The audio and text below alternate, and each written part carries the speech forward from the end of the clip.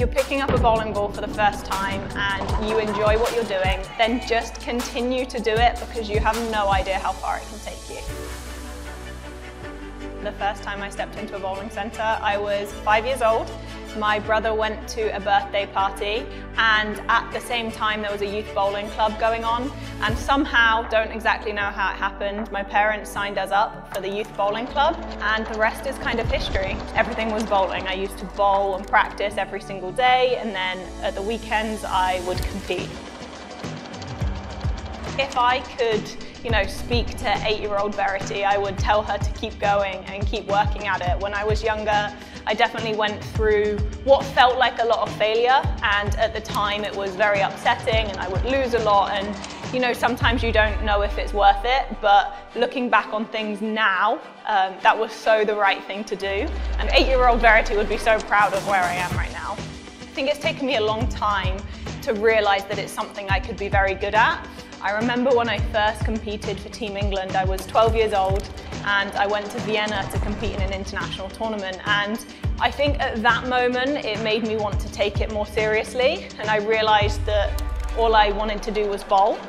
What I always remember is the European Youth Championships I bowled in 2012. So many things happened from that event. I won a gold medal in singles, I shot 300, and it was only the second 300 that's ever been shot at the European Youth Championships.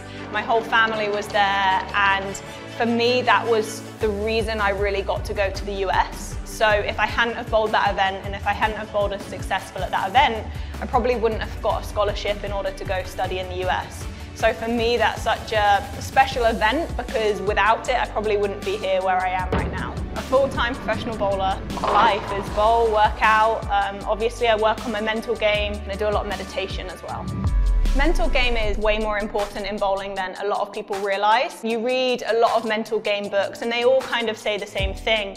So for me, it's been reading those books but actually putting into action what they say. Figuring out, okay, well, now I'm going to try visualization or I'm going to try a meditation, whatever it is. For one, it helps me with sleeping, but for two, if I'm in a high pressure situation and I need to calm myself down, I know exactly how to do that because I've been practicing it.